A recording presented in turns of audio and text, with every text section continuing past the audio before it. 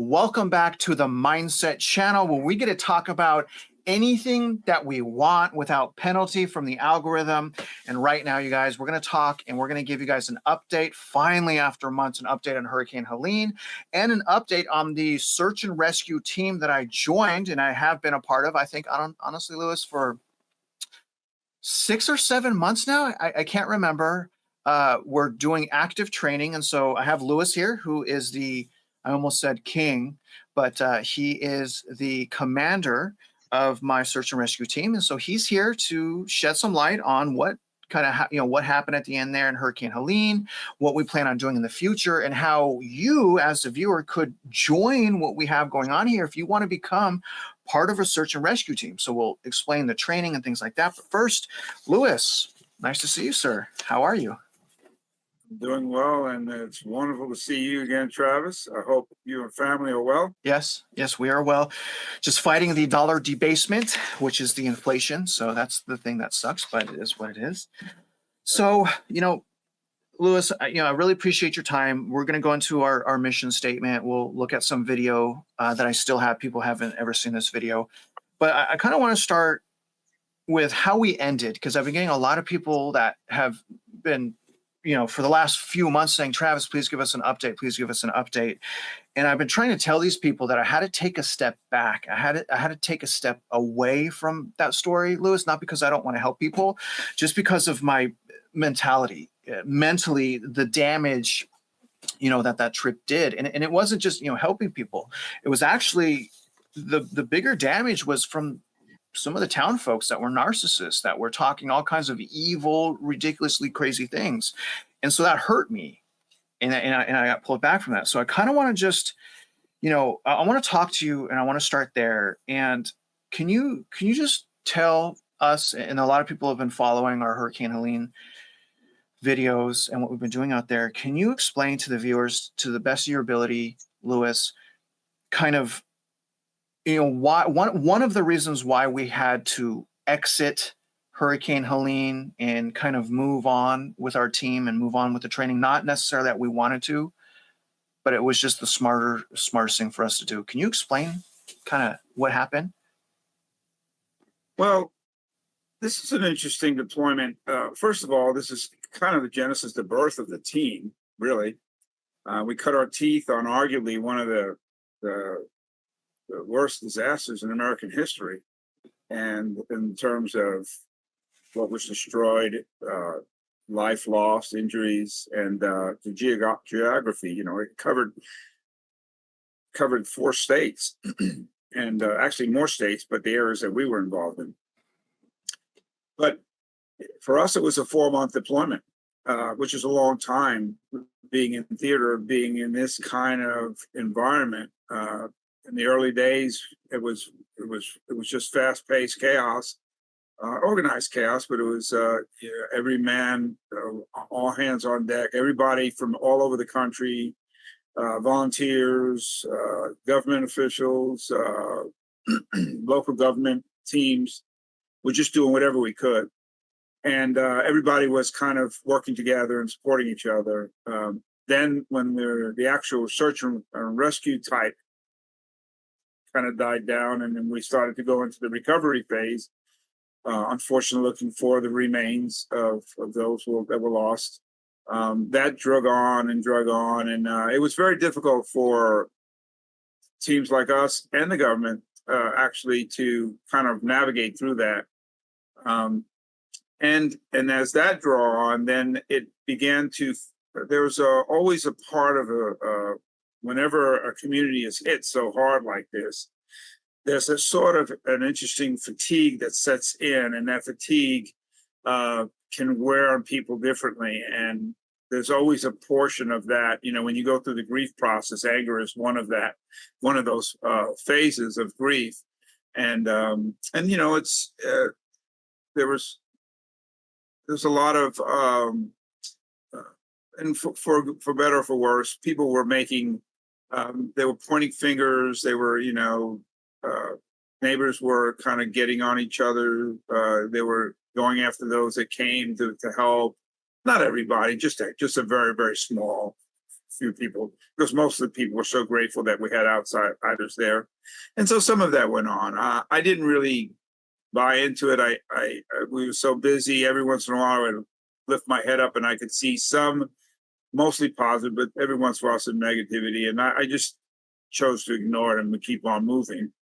For us, for our team, as that wore on and we were more in now in the humanitarian effort, which is helping those organizations and groups that were building shelters and fixing homes and repairing roads and driveways and wells and culverts and all kinds of things, helping them rebuild, because many folks just lost absolutely everything, trying to figure out how they can get transportation, get medical needs, medicines, prescriptions, how to get their tools back. Of course, they can't replace everything, but try and get them back to some semblance where they can function. And so we did that for a couple of months, and then finally we just had to step out. It was wearing on all of our team members, and it was time for us to go back home, get reacquainted with our families and our lives. But we always had one eye back on Western North Carolina, and we still go back and do certain things every once in a while. Like a couple of weeks ago, I just did a trip where I had to bring some supplies, generators, a few things, and actually delivered them to families who actually needed it. And it's still amazing to see that people still living in sheds that were built or donated, and instead of a house, and they really don't have a whole lot. And it was just humbling for me to get back out there. But I think to answer your question, the kind of was a long way around getting to it was it was wearing on the team, just like it was wearing on everybody else, and we needed to get back. And an interesting note is, not even a week after we got back, flooding occurred in Kentucky and Virginia, West Virginia, and we were back in Kentucky at a county emergency operations center working on flood rescues for a few days, and then we went back home. Louis, maybe you can help me. This is, one of the first times where I've joined a search and rescue team and try to help fundraise for them and be a part of that. I've helped people in hurricanes many times. I'm in Texas, but this is the first time where I lost myself helping people. I mean, I was there with you predominantly for 36 days over probably a 3-month period of time. And honestly, man, I've been back for 6 months and I'm still not the same. And it really blindsided me when just one or two people, how those narcissists, the hate, it hurts. The accusations, the lying, it hurts. And I'm wondering how normal is it? Have you experienced where you'll have one or two kind of crazy people that they don't even go outside, right? Like specifically that redheaded lady in Asheville. I mean, she's not even going outside. And she's sitting there preaching and lecturing everyone, and she's not even helping. And another thing that drives me crazy is when these people that go on these emotionally meltdown rants and they hurt people and they get people to leave, because again, this is hard work, man. It really affected me. It really changed my soul, and it hurt me. They don't replace them. So if they're running out people, they leave the void there and go back to Starbucks and drink their coffee. So they're not replacing anyone. They're just leaving the pillars out of the foundation, and it's collapsing. And I'm wondering, have you ever experienced anything of this nature to where one or two people make so much noise that they actually get people to leave? And obviously that also hurts the community. The community needs everyone to stay. Everyone needs to stay. Everyone needs to help. So is this something that, like, our next deployment, am I, obviously I'll have my guard up on my heart, but does this type of attitude and jealousy and delusion normal? I don't think that it's normal, but it does happen, maybe not to this extent. And I just want to say before I kind of answer your question is that anyone who's listening, and if anyone who may have had doubts or questions, or maybe said some unkind things about other teams, other people, I want you to know that we feel your pain. I feel your pain. Our team does. And I want you to know that we don't have any ill will towards you in any way. You're God's children. We love you, and we don't have any animosity or any ill will towards you, and we hope that you are doing well, and that you're healthy, and that you've been able to recover and get back, regain some semblance of your life again. I just want to say that because it's really important. Our ministry at Steel Cross Church, that is the founder of the SAR team, we'll get into that a little bit later. This is important, and I can tell you, having been responding to disasters my whole professional career for over 40 years, it is very difficult for families, for communities, for counties, for entire states sometimes to grapple with what comes after. We see families all through the Southeast with hurricanes, out west tornadoes, fires, and earthquakes in California. We see devastation that happens, and it's not just small geographic areas. Sometimes it's large areas. And what happens is that they become disconnected. The fabric that holds the family together, the community together, is broken. And so a lot of different things can happen. And yes, I've seen in the past and others where someone may, or a small group, maybe a small little network group may go on the offensive for whatever reason. But once they understand and they begin to see, they back off and they get back on with life. And I think the same thing will happen here. But I don't think that what I saw in Western North Carolina, and it was such a small group of people, really was not a lot, is something that you're going to see often. The other thing that I think is worth mentioning is that in Florida and other parts of the country, you have a very robust county and state response, very organized, because they go through these things often.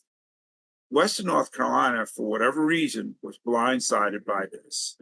And, okay, we can talk, over coffee for talking about why that happened. And the bottom line is that they were blindsided. They were completely overwhelmed. And so the heavy lifting for a while during this had to come from the public. It had to come from volunteers. It had to come from non-governmental organizations, SAR teams, churches, civic organizations that poured in from all over the country and in other parts of the world as well, Canada, Mexico, Europe.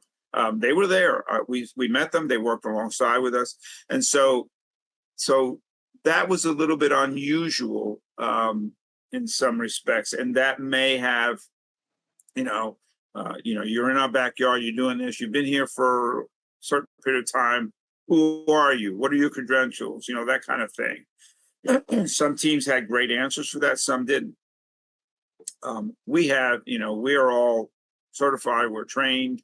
We do our recertifications timely, and we have a lot of years of experience. So, but, I think there's probably not a good answer to that, but there's a soup of things that happened that kind of came to a head. And I think a lot of people felt it and didn't really quite understand it.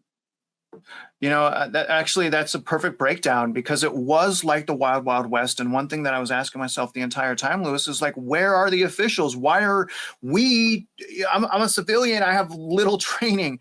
Why are we responsible to do all of this hard work? And then why do you guys slam us out? I mean, it was the craziest thing. It's almost like the more help that was needed, the more aggressive they were to back us off. I don't know if it was because municipalities didn't want to get embarrassed, which brings me to this. Now, one of the last videos I did, no one's seen this video yet. This is the car that I found when we were on the river. They actually were able to get someone to dig it up. That's what's behind me. And the thing that I wanted to point out, and I want to ask you about this, is it normal where the municipalities don't back us up? For example, we gave them the location of this car. There were dog hits, LiDAR hits, or all this stuff. And the municipalities, which was in, Well, the municipalities never even dug it up. They just left it there. They had to get a volunteer and their equipment out here to make a road back here to dig up this car. And they found blood. They found all this stuff in there. And I'm wondering, is it normal? Because it felt like, Lewis, it felt like the municipalities were only putting us through the motions. They were only doing that so that they looked like they were helping. That's what it felt like. I may be wrong here, but is it I mean, the normal chain of events is we find something, we tape it off, we treat it like a crime scene, we report that to municipalities, they follow up with an investigation. Isn't that the normal process when search and rescue works with municipalities going into an area in need? Well, I'll tell you, and I remember that we were there as well. These municipalities didn't have the resources to handle a disaster this scale, and so I don't want to make excuses for why certain things didn't happen. But I can give you, for example, when we contact sheriff's office, when we contact the medical examiner's office, they had been inundated by do-gooders, people meaning well, but had absolutely no understanding of the processes that need to happen.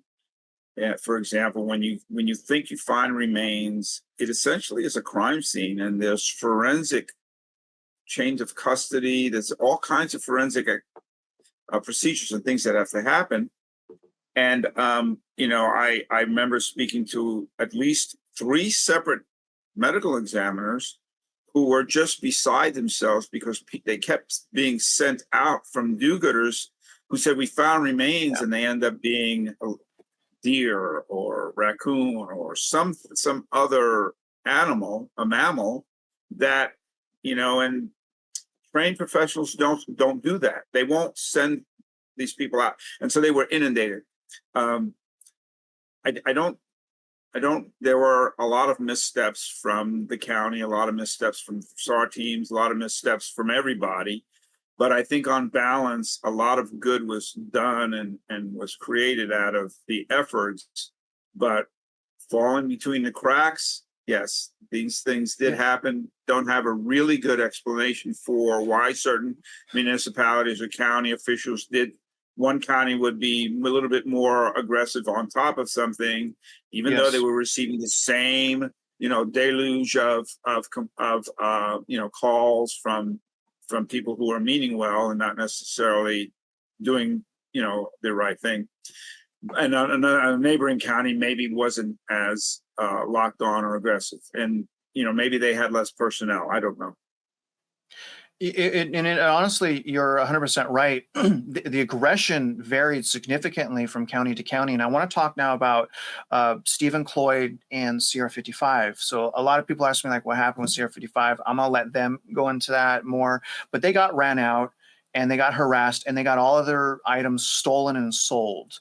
And, it left a massive void in that community. But a lot of people don't realize with Sierra 55, because there's all of these couch potato little YouTube videos that were made, which were completely ridiculous. And I say they're ridiculous because they attacked someone and they didn't come up with any solution. They didn't say, these guys are wrong, we're going to go step up for them. They just attacked them and they left, and they hurt the entire community. And so one of the things that they failed to mention, and I'm just mentioning it now, is Sierra 55 got ran out of Washington County by the municipality. So because people were like, well, if you're getting donations, why aren't you still looking for Stephen Cloyd? They got ran out by the sheriff, Washington County. People don't realize that. So they got ran out. And so they had to shift again to, like what you were just saying, the recovery effort, which was donating things, food, supplies, gas during the winter and things like that. And when that happened, I thought to myself, and I couldn't figure it out. I still think about this all the time, Lewis. I'm like, why would they run him out? Right? Like, why would they do that when we have proof that at that time, Sierra 55 was paying money, bringing people in to help, dogs, other volunteers. So they were trying, right? I don't, maybe he wasn't exactly honest with everything, which is a huge issue that, you got to be honest about you got to be completely transparent. But they got ran out, and they were putting in dogs and putting in effort. Now, here's the good thing, Lewis. About a week ago, I was reading an article And according to the article, they did find Stephen Cloyd. And when I heard that, man, ton of weight off my shoulders, because I've been thinking about Kelly and her family this whole time. I felt like a complete failure.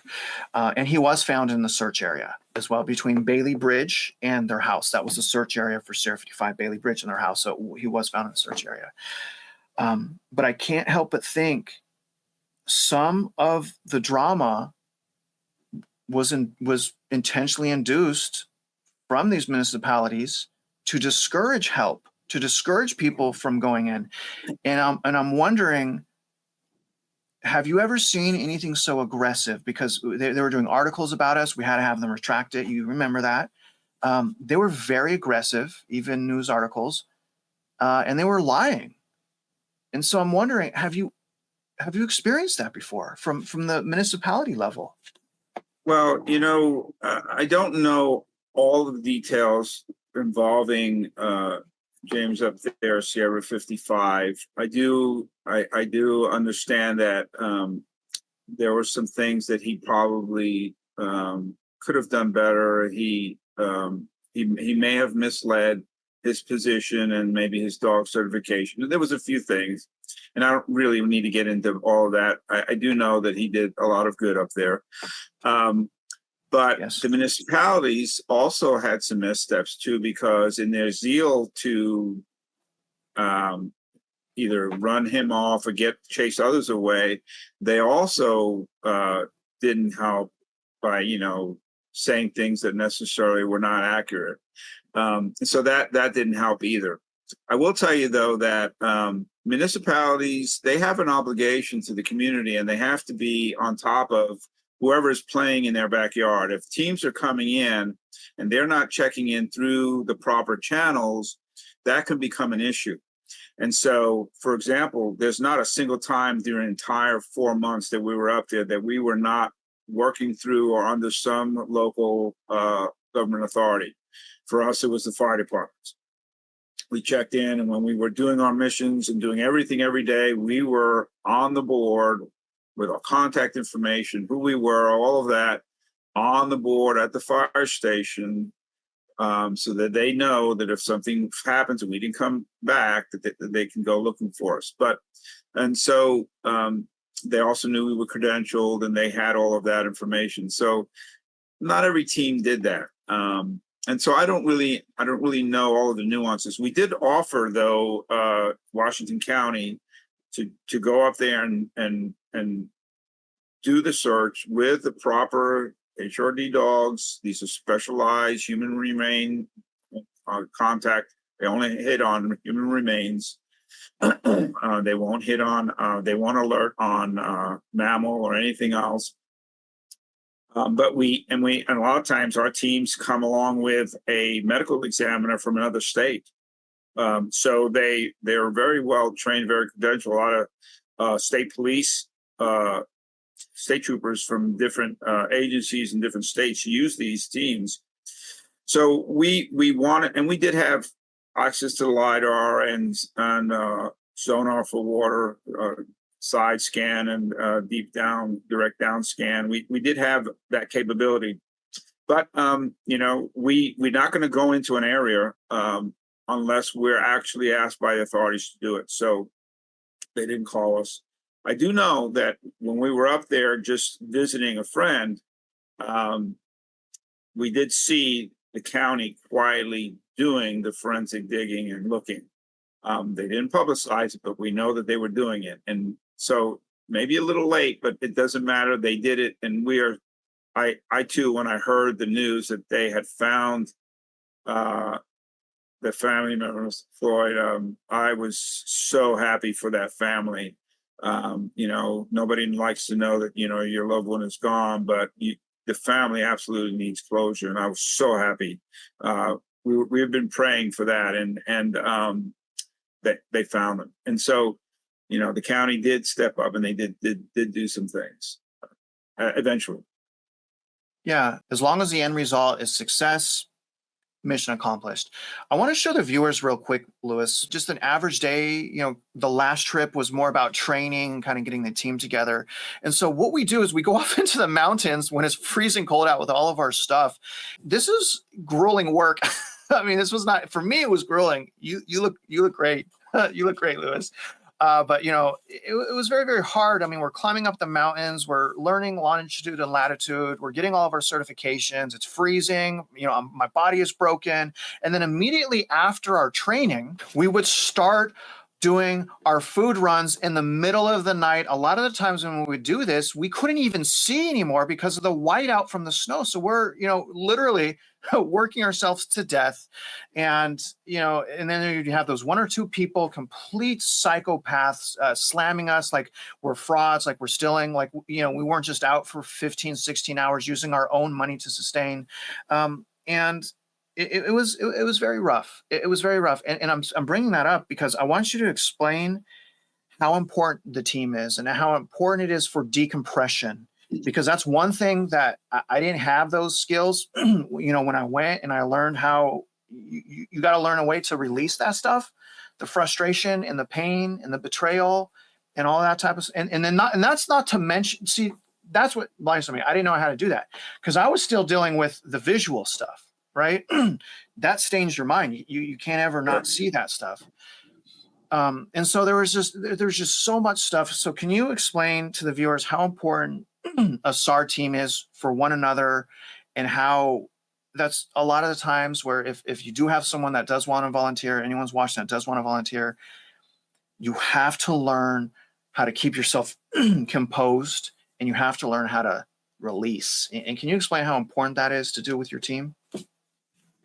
Well, and this was an interesting deployment because it covered not only large geographic swaths, it covered temperature extremes. We went from summer weather, t-shirts, very warm, although we don't wear t-shirts when we're working with these kind of disasters because we have to have protective clothing. We wear long sleeves, even in Florida, we wear long sleeves when it's very hot, or in Texas where it's hot and dry.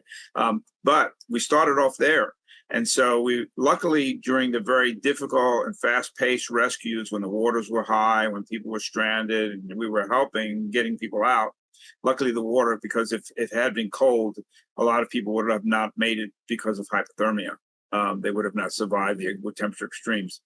And then all of a sudden we transitioned, and now we're doing humanitarian efforts and training, and it's in the teens, getting close to zero, and there's snow on the ground, and we're there were many weeks where we would train or do missions all day, and then we were working with other organizations, and so we would, because we have the ability to go out into the elements, and this is what we do.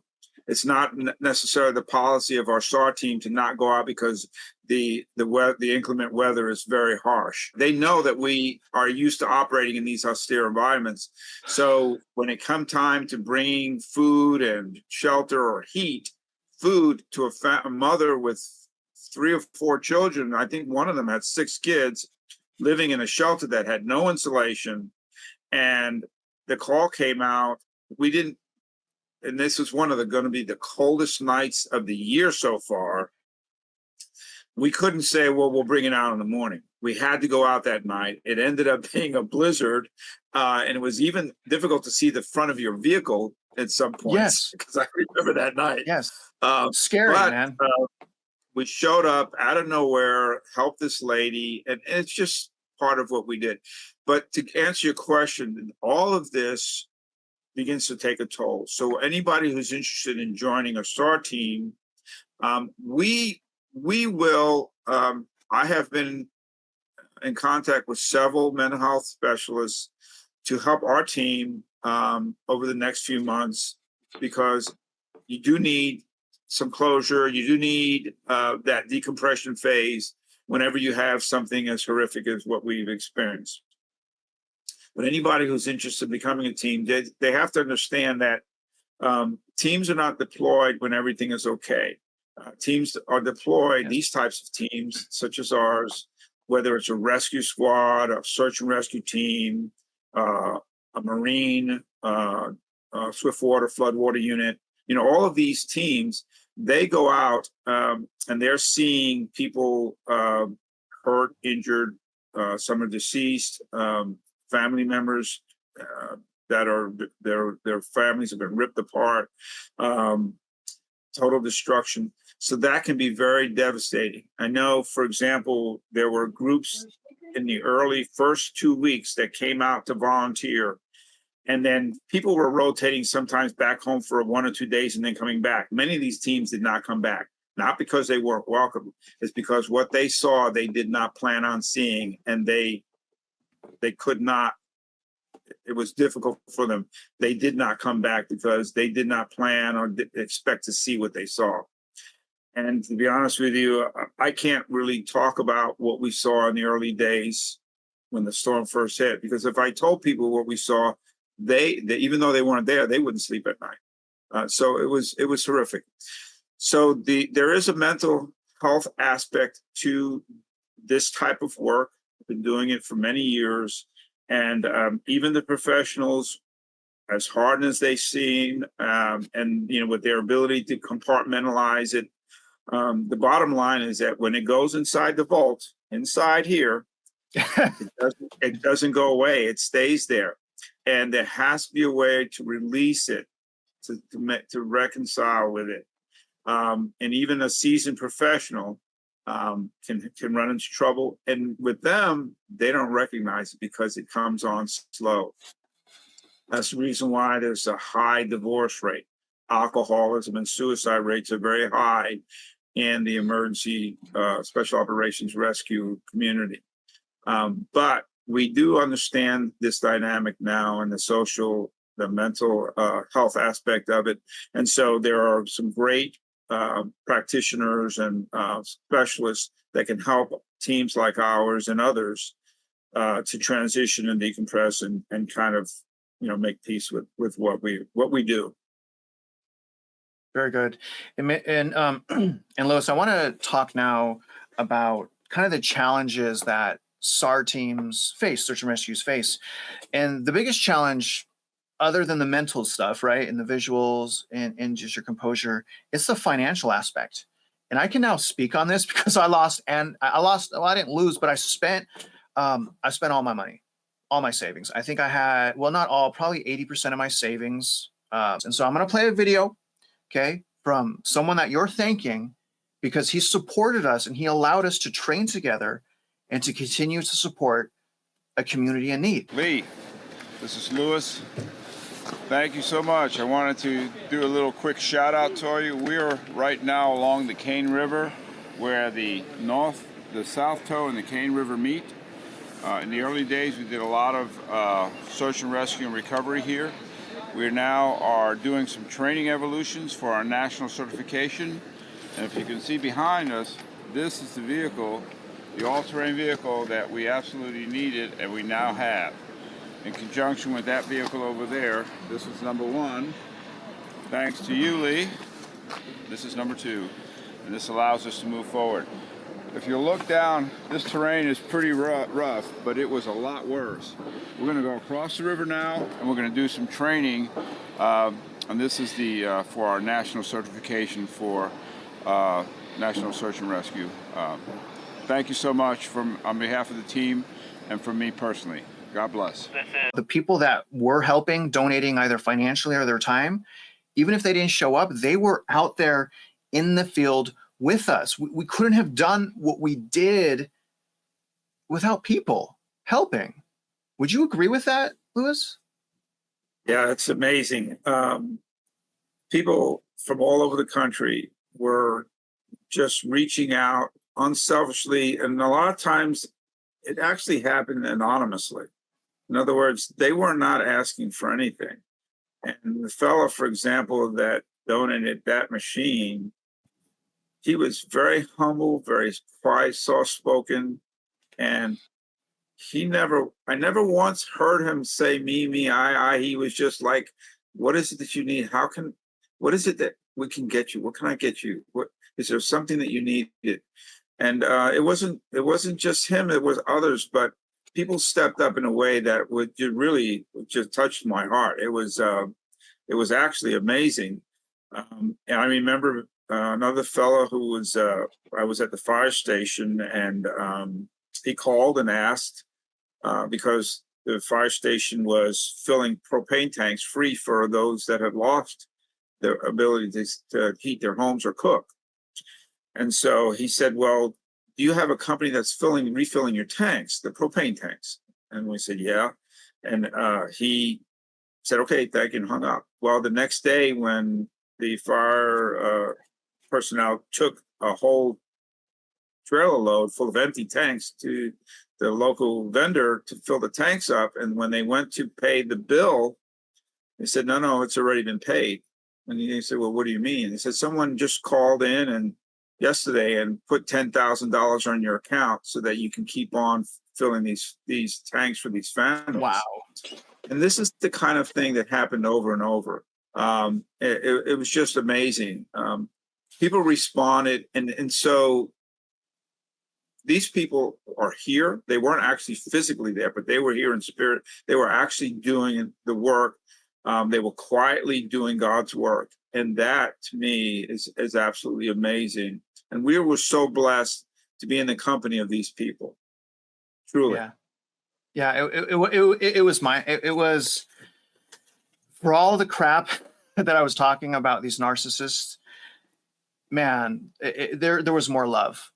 There was more love, and we could feel it, and we felt the spirit. I mean, I think that the only way that we lasted so long, Louis, is obviously each other and the love and respect we have for one another, but also the Holy Spirit. I know that's what kept me going. I'm like, hey, if these citizens and residents are here going through this, then I can shut up, keep my head down, and keep working.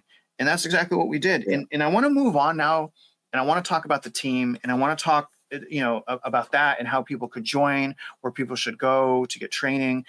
Because I obviously, and this is the first time I'm saying in public, but actually I think I did a post, but I've joined the SAR team. So I'm part of the SAR team. I have my own certifications. I'm a wilderness SAR technician 2, plus we have a whole wealth of other training. You're doing a training, the rope rescue. Next month, we have a swift water rescue training. This is important to me. It's important to me to learn these skills, not only to support the team and support communities in need, but I also get to support my family. And I also get to support my neighbors that are right outside. And I think these skills are very important. I will say the most valuable thing that I got is the navigation for sure. Like, oh my God. And the tracking was amazing.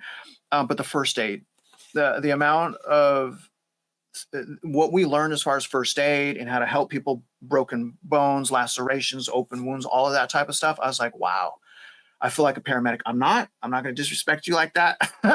But, I felt like this information was great. And so I want to talk about that. Can we start by, can you tell, first of all, the name of our SAR team is Premier Search and Rescue. Can you talk about your mission statement, or really our mission statement now? Well, why you're doing this? Yeah, the mission statement, we're here really to just provide, rapid and effective, compassionate response to disasters. We do recovery operations. We serve the Southeast, Central, Midwest regions of the United States. We have highly specialized credentialed team, volunteers, all volunteers. We don't have any paid administrative staff. And we deliver solutions with professionals and respect. That compassion that we provide to these communities is very important, and we bring that resilience in times of crisis.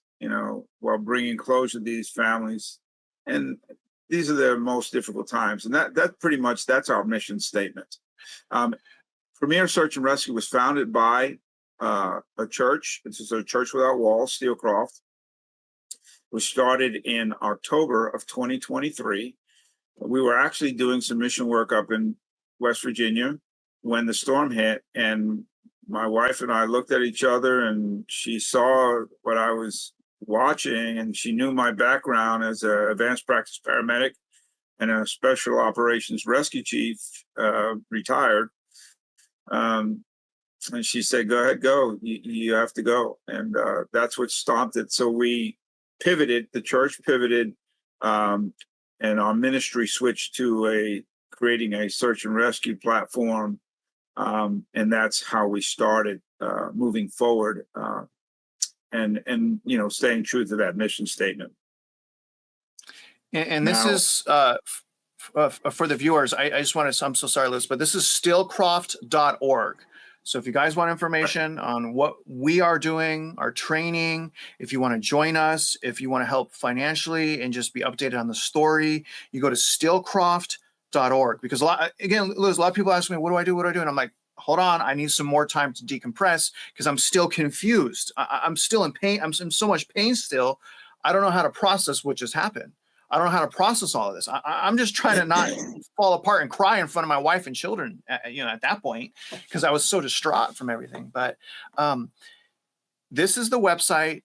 Can you, Liz, talk about what needs you face? What needs does our team have right now? And then can you also explain the fact that the damage from Hurricane Helene is far from over? I mean, these people, seriously, they still need help right now, like emergency 911. These communities are still messed up, and I haven't seen anywhere close to enough support to rebuild those communities. So can you go into both those things, Louis? Yeah. Well, the SAR team that we created, one of the needs that all SAR teams need is key is personnel. And, like, why join a SAR team? Well, it's really a great question. And anyone who has a desire, honest desire to help, they should consider doing it. But you have to understand that there are some challenges in doing this. Yes. But volunteering one time is the ultimate gratification. I don't care what anybody says. And the unselfishly giving of others, this is next to godliness, and this is crucial. And if volunteering is a foreign concept for you, well, I want you to consider this.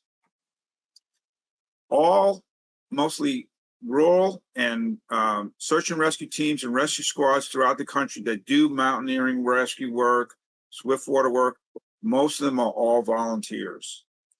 Volunteer fire departments across the country still exist in almost every state, especially in the remote rural areas.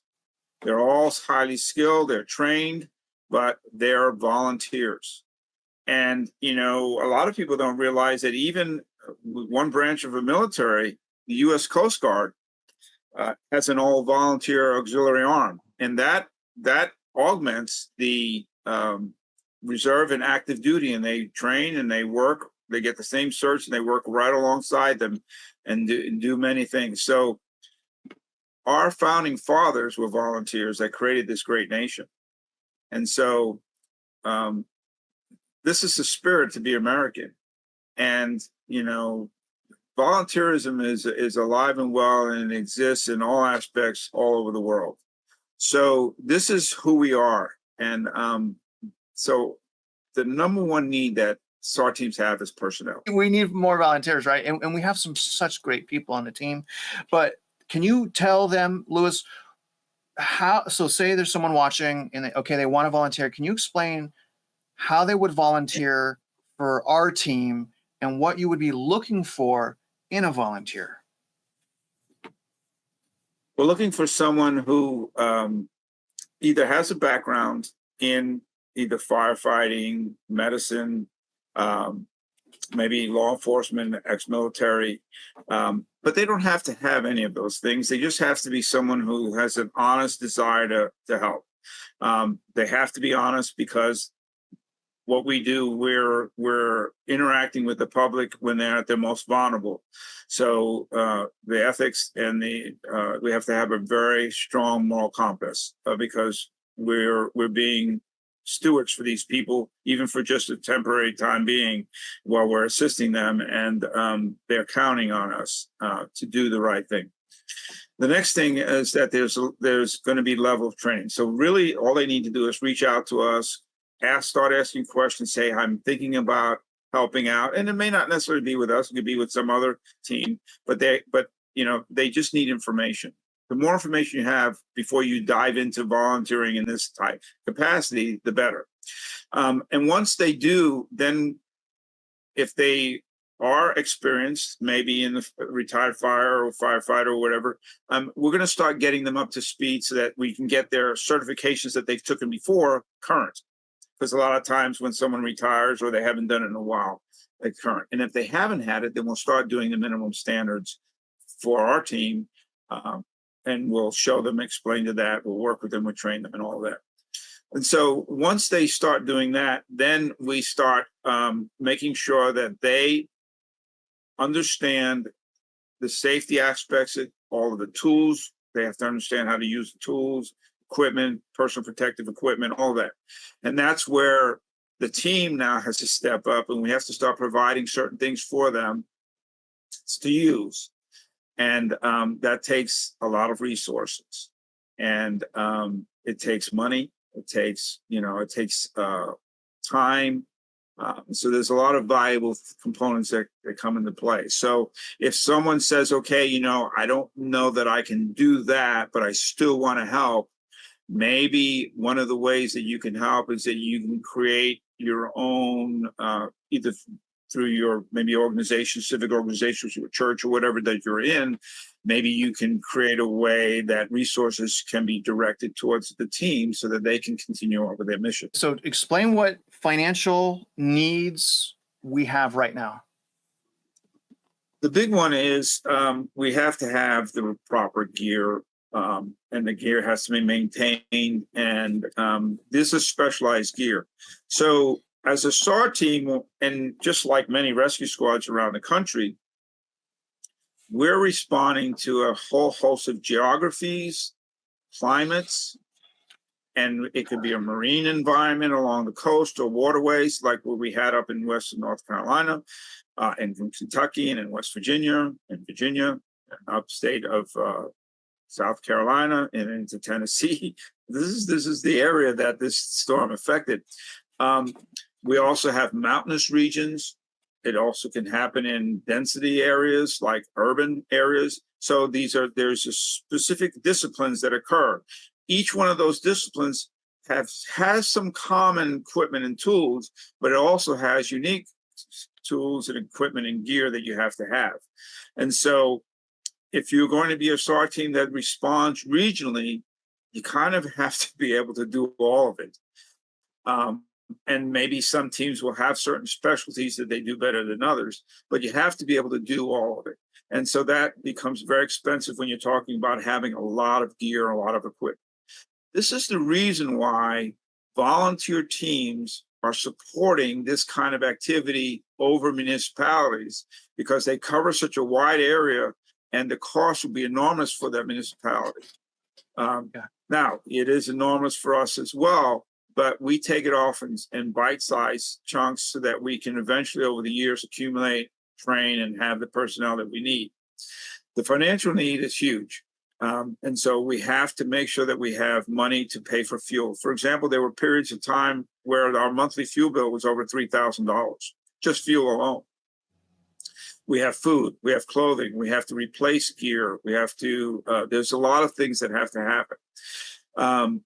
We also want to make sure that we have the funding that's necessary for the next deployment. So, for example, if we're in a deployment and the team has to split to go to another deployment, the resources and the funding has to be there to be able to travel and do all of that. So, and while we're training, that's another thing. Some training centers will give us discounts, but none of the training is free. And so it's very expensive to travel across country to go to a training that might be 2 or 3 days or sometimes a week or two, and all that expense. But this is necessary because when you're in danger or you need help or you're trapped somewhere in a remote area, you expect the best trained teams with the best equipment to show up to help you. That's not an unreasonable expectation. That's kind of the standard that we all expect. Even if I were stuck somewhere, I would hope that a team that's trained and skilled with the right equipment will show up to get We'll get you, or even me and my family. Yeah, we'll get you. So that's the expectation, but that comes at a pretty high cost. And so this is So if anybody's listening and watching, if you feel led or compelled to assist, and you don't feel like you can volunteer doing this, maybe that's one way that you can help. Even just, galvanizing maybe some friends or a group that can help. You could all pitch in and help in that way. And that, let me tell you, that would be tremendous for us. We would be so blessed to have you participate and be a member of our community, even just through being generous and helping in that way. So in other words, you guys, we're spending all of our money on this. We need help, but we're helping other people. So if you guys want to join us in helping people needing help, you can do that. You can go to the steelcroft.org website. It's going to be in the comments. It's going to be in the description of this video. My next question and my last question is, are we going to be, the hurricane season is right around the corner. Okay, it's right around the corner, saying we're going to have a rough year this year. So if a catastrophe happens in Texas, even Florida with hurricanes, we're going to be out there and we're going to be helping to the best of our ability. Is that right? That's correct. We are really, that's the reason why we're taking advantage of these warm weather months, so that we can be ready. All of our gear, I've gone over all of our gear. It's ready. Anything that needed to be fixed or replaced, it's there. So we're ready. We still have to make sure that, and this is another thing, we have to always make sure that our families are okay. When we deploy, our families, our hearts and their soul is with us, even though they're not there. They're wondering, in many instances, they're biting their nails sometimes because they're hoping they don't get this call from me or someone saying that something has happened and that, there was an unfortunate event and, your loved one is in the hospital or even worse. So what we do is dangerous. And that's the reason why we train so much, is because we're not renegades. We don't, we don't have born to lose tattoos on our chests.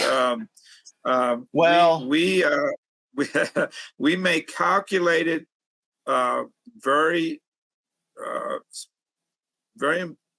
informed decisions about anything that we do. We have training, we have gear, we have experience on our side, and we're not just going to run into some one-way mission. Everything we do with purpose and very very exact, deliberate, because we want to make sure that we make it home, and we want to make sure that those that we're going after and rescue make it home. Yeah, I'm so glad you said that. Our faith ties into this. Our faith ties into this in a very big way, and this is basically who we are. And our Christian faith is deeply tied to the work that we do in the search and rescue.